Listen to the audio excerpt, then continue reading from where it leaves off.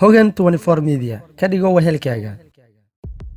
Salaamullahi calaykum dhammaan asxaabtana daawanaysay. Subax wanaagsan, halkani waa barta aan ku leenahay YouTube-ka Hogan 24 Media. Aniguna waa Cabduuli Macallim Alto.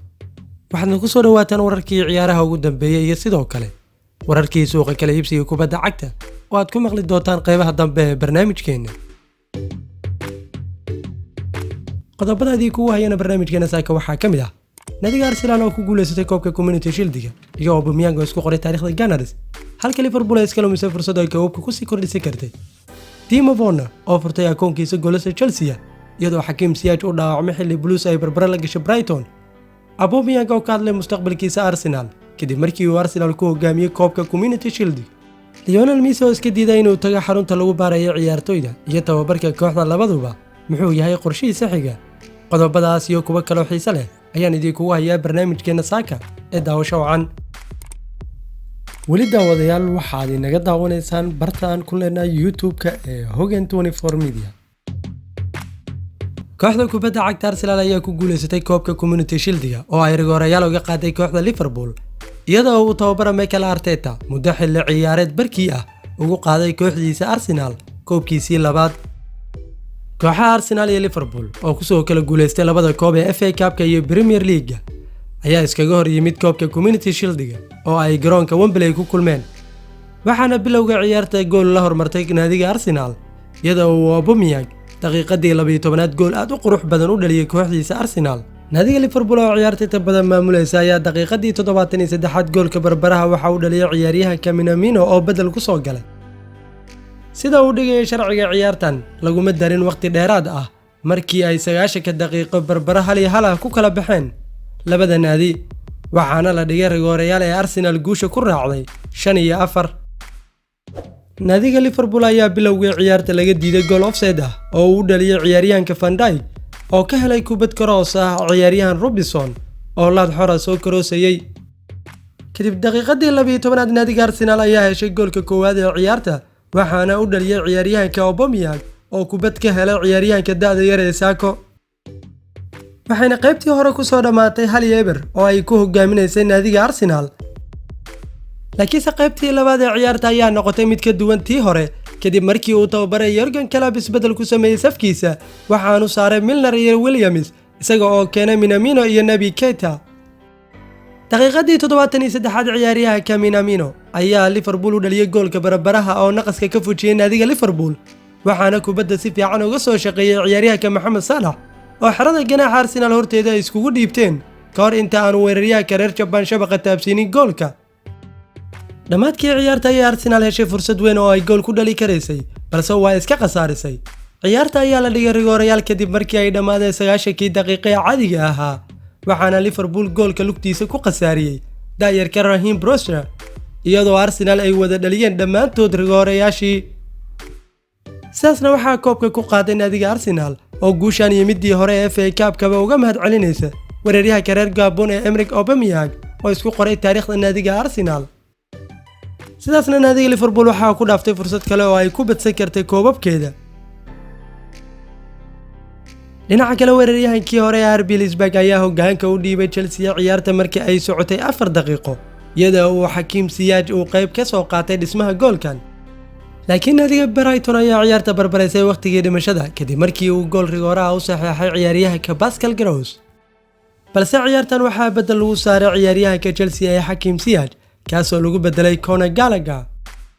kulankan waxaa ka soo qayb galay 2500 oo taageerayaal Brighton ah, waana markii ugu horeysay ee taageerayaal loo ogolaado tan iyo bishii March wadanka UK. dhanka kale taageerayaasha Chelsea ayaa ku faraxsanaa in laba ka mid ah saxiixyadooda ay arkaan iyaga oo ciyaaraya, laakiin maalin fiican ayay u ahayd weeraryahanka Jarmalka ee Timo Werner kaasoo furtay akoonkiisa goolasha kooxda Chelsea.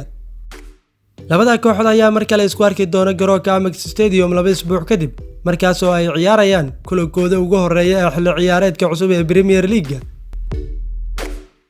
dhinaca kale xidiga Lionel Messi ayaa go'aansaday inuu dagaal toos ah la galo kooxdiisa Barcelona, wuxuuna iska diiday inuu tago xarunta lagu baaro ciyaartoyda kooxda kuwaas oo mari doona tijaabada PCR ee lagu hubinayo badqabka coronavirus. go'aanka Lionel Messi ayaa yimid kadib markii ay kooxda iska diiday inay la yeelato wada hadallo uu dalbanayo laacibkan oo uu ku doonayo inuu ku hor fadhiisto madaxweynaha si uu ugu qanciyo inay bilaash ugu ogolaadaan inuu ka tago inta aanun xirmin suuqa kala iibsiga.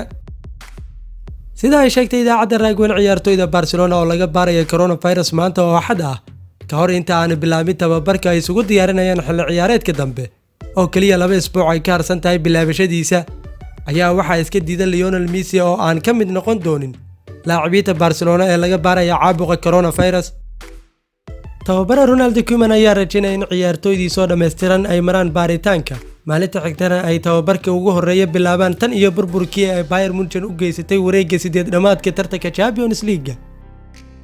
xidiga Argentina Lionel Messi ayaa la filayaa inaanu imaanin baaritaanka, taas oo haddii ay dhacdo horseedi doonto inuu ka maqnaado tababarka maadaama aan loo ogoleen inuu ciyaartoyda kala soo dhaxgalo laacib aan baaritaan lagu sameyn. wargeyska Marca ayaa xaqiijiyay inuu Messi iska diiday kooxdana uu u sheegay inaanu tagi doonin baaritaanka iyo tababarka intaba, taasoo sii kordhinaysa dagaalka ay ku wada jiraan maamulka naadiga oo iyaguna iska diiday kulan uu dalbaday laacibkan inuu la yeesho. dhinaca kale kabtanka kooxda Arsenal ee Aubameyang ayaa ka hadlay heshiiskiisa cusub ee uu u saxiixay naadiga Arsenal kadib ku guuleysigii Gunners ee koobka Community Shield-ga.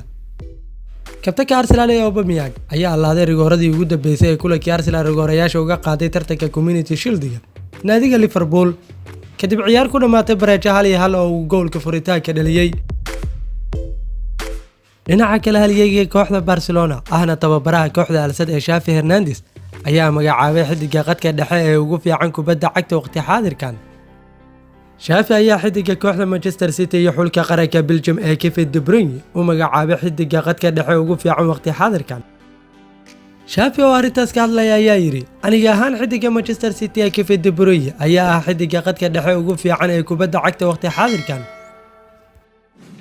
waana xidig ku jira heer kale, waxa uu sameyn karaa farqi mar waliba oo uu ku jiro garoonka, waana xidiga ugu dhaqdhaqaaqa badan mar waliba aad aragtid garoonka. waxaan hadda soo gaarnay wararkii ugu dambeeyay suuqa kala iibsiga barnaamijkeena maanta. weli daawadayaal waxaad inaga daawanaysaan barta aan ku leenahay YouTube-ka ee Hogan 24 Media. kooxda Atletico Madrid ayaa Juventus kula dagaalami doonta saxiixa Suarez. Luis Suarez ayaa u muuqday inuusan wax mustaqbal ku lahayn kooxda Barcelona oo dhibaatoonaysa, waxaana kooxaha haatan ay bilaabeen inay ku dagaalamaan saxiixiisa. Sky Italia ayaa ku warameysay Juventus ay doonayso inay u kaxayso Serie A, laakiin Spain gudaheeda bogga hore ee Diario AS ayaa sheegay in Atletico Madrid ay doonayso inay u soo jiido caasimadda Spain. 33 jirkan ayaa u muuqda mid ka quustay inuu sii joogo Barca, iyadoo ay jirto in saaxiibkii Messi uu go'aan ku gaaray inuu ka tago kooxda. kooxda Turin ayaa rajaynaysa inay heshiis la gaarto xidiga qadka dhexe ee kooxda Leicester City, Dennis Bright. Tuta Sport ayaa warinaysa in kooxda ay u soo bandhigtay laayaanka iyo weliba lacag ay kula wareegi karto, laakiin Foxes ayaa door bidi lahayd Nicolas Nkunku. ciyaaryahanka Rob Holding ayaa kaliya u ciyaaray Arsenal 8 kulan oo Premier League ah xilli ciyaareedkii hore, waxayna u muuqataa inuu amaah ku aadi karo xilli ciyaareedka cusub kooxda Newcastle. wargeyska The Athletic ayaa ku waramaya inuu daafacan qarka u saaran yahay inuu u dhaqaaqay kooxda Newcastle. dhinaca kale kooxda Arsenal ayaa lagu soo waramayaa inay diyaar u tahay inay la soo wareegto goolhayaha David Raya ee kooxda heerka labaad ee horyaalka Ingiriiska ka ciyaarta Brentford. kooxda Arsenal ayaa u aragtay inuu David Raya yahay bedelka Emiliano Martinez oo ka tagay kooxda Arsenal.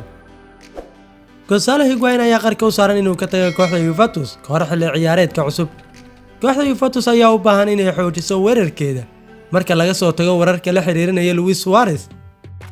wargeyska La Republic ayaa sheegay in weeraryahanka AS Roma Edin Dzeko uu ugu horeeyay liiska rabitaanka macalinka cusub ee Andrea Pirlo, waxa uu heshiiska uu ku doonayo uu yahay 12 milyan oo ah 10 milyan oo lagu daray 2 milyan oo gunooyin ah. balse haddii Edin Dzeko uu aado Juve kadib Roma waxay bedelkiisa u dhaqaaqi doontaa weeraryahanka Napoli ee Milik.